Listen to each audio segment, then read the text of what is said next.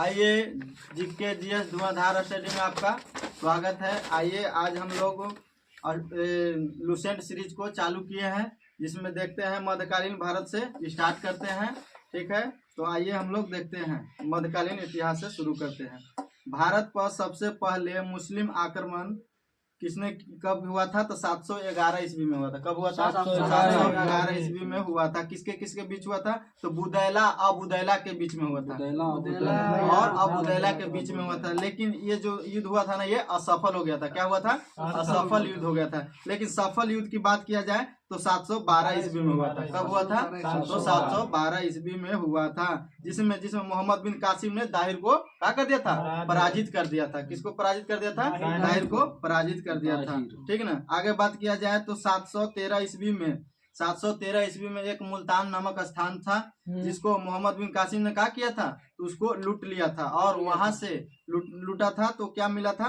तो सोने का भंडार मिला था। क्या मिला था? तो सोने का भंडार मिला था। इसलिए मुल्तान को क्या कहने लगा इतिहास में? तो स्वर्ण नगरी के नाम से भी जाना जाता है। स्वर्ण नगरी, हाँ, स्वर्ण नगरी के नाम से किसे जाना जाता है? तो मुल्तान को जाना जाता है। ठीक है, आगे मोहम्मद बिन कासिम ने भारत में सर्वप्रथम जजिया कर को लगाया था, है ना। यानी कहने का मतलब जजिया कर शुरू में किसने लगाया था? तो मोहम्मद बिन कासिम ने लगाया था। ठीक है, हाँ ठीक है। जजिया कर जो था, ये गैर मुसलमानों से लिए जाने वाला एक प्रकार का क्या था? सुरक्षात्मक कर था। क्या था? सुरक्षात्मक कर था। ठीक ना। आगे बात करते हैं तो मोहम्मद बिन कासिम ने जजिया कर से 5 लोगों को मुक्त रखा था। कितने लोगों को मुक्त रखा था? 5 लोगों को मुक्त रखा था। 5 को बताया जाए तो बच्चा को रखा था मुक्त, और बूढ़ा को रखा था मुक्त, और ब्राह्मण को रखा था, और विकलांग और महिला। बोलो, 5 बोले जाइए तो बच्चा को, बूढ़ा को, और महिला को, और ब्राह्मण को, और तो विकलांग को, यानी 5 लोगों को मुक्त रखा गया था जजिया कर में। ठीक है, बोला जाए प्रकाश। आगे बात किया जाए तो ब्राह्मण पर भी जजिया कर किसने लगाया था? तो फिरोज शाह तुगलक। यानी कहने का मतलब ब्राह्मणों से भी जजिया कर किसने लिया था? तो फिरोज शाह तुगलक ने लिया था। ठीक है, आगे हाँ, फिरोज शाह तुगलक ने लिया था। लेकिन जजिया कर को समाप्त किसने किया था? तो मुगल बादशाह अकबर ने क्या किया था? जजिया कर को समाप्त कर दिया था। कब समाप्त किया था? तो 1564 में। कब किया था? 1564 में समाप्त कर दिया था। मुगल बादशाह किसने? तो अकबर ने। ठीक ना। और आगे बात किया जाए, औरंगजेब ने क्या किया था? तो जजिया कर को 1689 ईस्वी में पुनः को स्टार्ट कर दिया। यानी जो औरंगजेब था ना, तो जजिया कर को पुनः शुरू कर दिया। किसने किया शुरू? तो औरंगजेब ने किया। कब किया था? तो 1689 में शुरू कर दिया था। ठीक ना। आगे बात किया जाए तो एकमात्र मुगल बादशाह जिसका नाम था औरंगजेब ने क्या किया था? तो अंग्रेजों से भी जजिया कर वसूलता था। अंग्रेज से भी जजिया कर कौन वसूलता था? तो औरंगजेब ने वसूलता था। ठीक ना। आगे बात किया जाए तो जजिया कर को अंतिम रूप से समाप्त किसने किया था? तो मोहम्मद शाह ने किया था। किसने किया था? मोहम्मद शाह ने किया था। ठीक ना। कब किया था? तो मोहम्मद शाह ने किया था, जिसे क्या कहा जाता है? मोहम्मद शाह को तो रंगीला बादशाह भी कहा जाता है। क्या कहा जाता है? रंगीला बादशाह भी कहा जाता है। ठीक है ना। अरबों ने सिंध में ऊंट पालने की प्रथा और खजूर की खेती को प्रारंभ किया था। किसने किया था? अरबों ने, यानी ऊंट पालने की प्रथा और खजूर की खेती को क्या किया था? तो हाँ, शुरू किया था। आगे बात किया जाए, भारत में मुस्लिम सत्ता की स्थापना का श्रेय किसको जाता है? तो तुर्कों को जाता है। किसको जाता है? तुर्कों को जाता है। आगे बात किया जाए कि गजनी साम्राज्य की स्थापना किसने किए थे? तो अल्पतगीन ने किए थे। कौन किए थे? अल्पतगीन ने किए थे। ठीक ना। आगे बात किया जाए, भारत पर पहला तुर्क आक्रमणकारी की बात किया जाए तो सुबुक्तगीन था। कौन था? सुबुक्तगीन था। अल्पतगीन का गुलाम कौन था? सुबुक्तगीन था, जो क्या हो गया था बाद में? तो दामाद बन गया था। अल्पतगीन का दामाद कौन बन गया था? तो सुबुक्तगीन बन गया था। ठीक ना। कौन बन गया था? सुबुक्तगीन बन गया था। आगे बात किया जाए, सुबुक्तगीन का एक पुत्र था, जिसका क्या नाम था? हाँ, किसका नाम था? महमूद गजनवी नाम था। क्या नाम था? महमूद गजनवी की जन्म की बात किया जाए तो 1 नवंबर 971 ईस्वी में हुआ था। इसका जन्म कब हुआ था? बोला जाए 1 नवंबर 971 में हुआ था। कब हुआ था? 971 में हुआ था। और इसने महमूद गजनवी ने 27 वर्ष की अवस्था में गद्दी पर बैठा था 998 में। 998। हाँ बिल्कुल, महमूद गजनवी ने 27 वर्ष की अवस्था में 998 में कहाँ बैठा था? तो गद्दी पर बैठा था, ठीक ना, गद्दी पर बैठा था। आगे बात किया जाए कि महमूद गजनवी को क्या कहा जाता था? तो बुत सिकन भी कहा जाता था। महमूद गजनवी को क्या कहा जाता था? बुत सिकन भी कहा जाता था, ठीक है ना। क्या कहा जाता था? बुत सिकन भी कहा जाता था। आगे बात किया जाए कि 1025 ईस्वी में सोमनाथ मंदिर पर आक्रमण हुआ था। क्या हुआ था? सोमनाथ मंदिर पर आक्रमण कब हुआ था? 1025 में हुआ था। 1025 में हुआ था। लेकिन महमूद गजनवी ने 1001 में शाही राजा जयपाल के विरुद्ध क्या किया था? तो आक्रमण किया था, है ना। 1001 में शाही राजा जयपाल के विरुद्ध क्या किया था? तो आक्रमण किया था, जिसमें इसमें जयपाल क्या हुआ था? तो पराजित हो गया था। जयपाल क्या हुआ था? पराजित हो गया था, ठीक है ना। आगे बात किया जाए 1000 ईस्वी में महमूद गजनवी ने भारत पर प्रथम आक्रमण कब किया था? 1000 ईस्वी में किया था। जो किसको अति किया था? तो पेशावर के कुछ भागों को अपने अधिकार में कर लिया था। किसको कर लिया था? पेशावर को अपने अधिकार में कर लिया था। और आगे बात किया जाए 1008 की बात किया जाए तो किसके विरुद्ध हुआ था जी प्रकाश? तो नगर कोट के विरुद्ध हुआ था। किसके विरुद्ध हुआ था? नगर कोट के विरुद्ध हुआ था। लेकिन सबसे महत्वपूर्ण की बात किया जाए तो 1025 में सोमनाथ मंदिर पर आक्रमण हुआ था, जिसमें कहा जाता है क्या? तो 20 लाख दिनार एवं संपत्ति को लूट लिया गया था, ठीक है ना। हाँ, लूट लिया गया था। आगे बात किया जाए कि महमूद गजनवी के दरबार में 4 व्यक्ति रहते थे। कितने व्यक्ति रहते थे? तो 4 व्यक्ति रहते थे, जिसका नाम बताया जाए। पहला में कौन रहते थे? उत्बी। दूसरा में फिरदौसी। तीसरा में बोले तो अलबरूनी। और चौथा बोले तो कौन? तो फरूखी, है ना, फरूखी। आगे बात किया जाए कि उत्बी का एक पुस्तक है जिसका नाम है किताब उल यामनी। क्या नाम है? किताब उल यामनी किसका पुस्तक है? तो उत्बी का है। लेकिन शाहनामा किसका पुस्तक है? तो फिरदौसी का। शाहनामा किसका पुस्तक है? फिरदौसी का। आगे बात किया जाए किताब उल हिंद किसका पुस्तक है? तो अलबरूनी का। किसका है? अलबरूनी का, ठीक है ना। अलबरूनी का वास्तविक नाम बोले ना तो क्या है? तो अबू रेहान मोहम्मद बिन अहमद।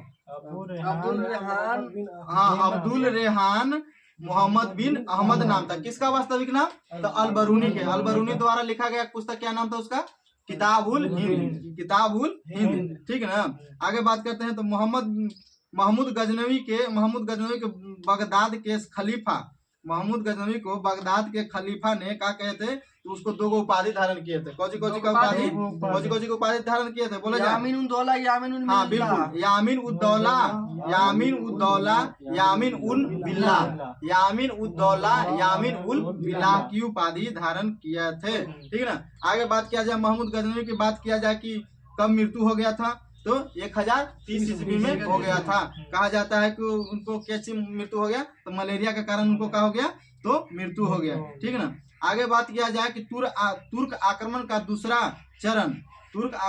दूसरे चरण का नेतृत्व किसने किया था? तो मोहम्मद गौरी ने किया था। किसने किया था? मोहम्मद गौरी ने किया था। आगे मोहम्मद गौरी का पूरा नाम की बात बताया जाए तो क्या नाम था उनको? तो मोइनुद्दीन मोहम्मद बिन शाम था। मोइनुद्दीन मोहम्मद बिन शाम था। किसका वास्तविक नाम? तो मोहम्मद गौरी का। किसका नाम था? मोहम्मद गौरी का। तनी बोले जाए, है ना। 1173 ईस्वी में मोहम्मद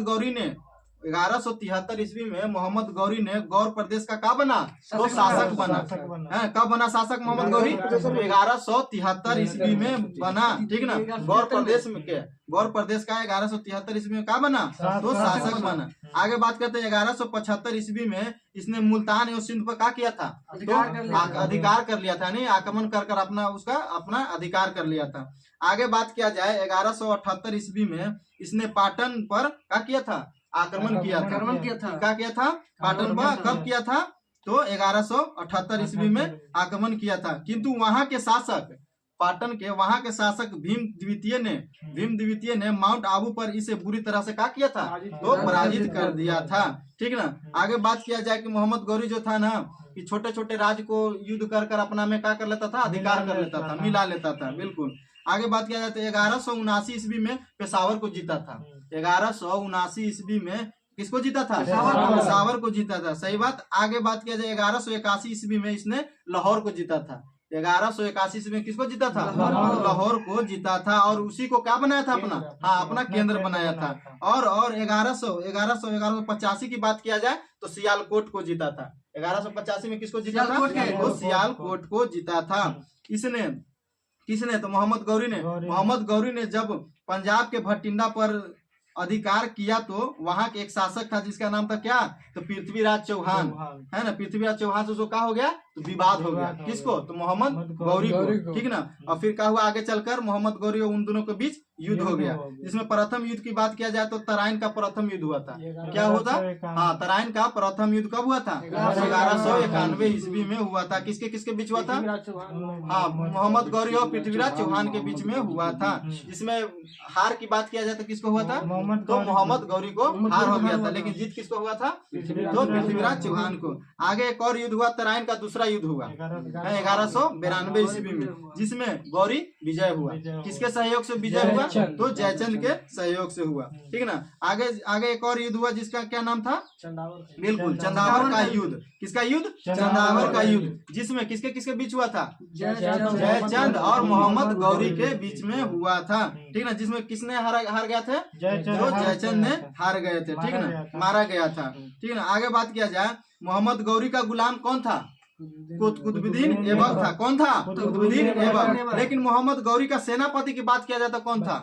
हाँ, बख्तियार खिलजी। कौन था? बख्तियार खिलजी था, ठीक ना। और बख्तियार काकी भी उनको भी कहा जाता है, ठीक ना। बख्तियार खिलजी क्यों ही। आगे बख्तियार खिलजी 1198 ईस्वी में नालंदा विश्वविद्यालय को क्या किया था? ध्वस्त कर दिया था, यानी ध्वस्त कर दिया था। कब? 1198 ईस्वी में। आगे बात किया जाए कि बिहार शरीफ नामक शहर किसने बसाया था? बिहार शरीफ नामक शहर किसने बसाया था? तो बख्तियार खिलजी ने। किसने बसाया था? बख्तियार खिलजी ने बसाया था, ठीक ना, ध्वस्त किया था, ठीक है। आगे बात किया जाए कि मोहम्मद गौरी ने अपने अंतिम अभियान कहाँ किया था? तो पंजाब के जाति खोखरों के बीच। किसके बीच? तो खोखर जातियों के बीच। किस जातियों के बीच? तो खोखर जातियों के बीच किया था। कब किया था? तो 1205 में किया था। कब किया था जी? 1205 में किया था, ठीक ना। आगे बात किया जाए कि मोहम्मद गौरी के समय में ही सिक्के पर हिंदू देवी लक्ष्मी का अंकन मिलता है। यानी मोहम्मद गौरी के समय में ही सिक्के पर क्या चीज का अंकित मिलता है? तो हिंदू देवी मंदिर का लक्ष्मी का अंकन मिलता है, ठीक ना। आगे बात किया जाए तो देखते हैं फिर नेक्स्ट वीडियो में आगे के सीरीज की बात किया जाए तो नेक्स्ट वीडियो में देखते हैं। तो दिल्ली सल्तनत में हम लोग देखेंगे, जिसमें आता है गुलाम वंश, खिलजी वंश और तुगलक वंश और सैयद वंश और लोधी वंश। तो आप लोग को कैसा लगा ये वीडियो? हम लोग को कुछ जरूर बताया कमेंट में। और एक था क्वेश्चन है, इसको आप लोग अगर यदि याद है, आप लोग पढ़ते हैं भी तो याद है तो बता सकते हैं। कहा जाता है कि लाहौर से राजधानी दिल्ली किसने लाया था? जो दिल्ली सल्तनत में है, जो गुलाम वंश की बात है, यानी कहने का मतलब लाहौर से राजधानी दिल्ली किसके द्वारा लाया गया था? आप लोग कमेंट जरूर करें, याद है तो। जय हिंद, जय भारत। लाइक एंड सब्सक्राइब करें। जय हिंद, जय भारत।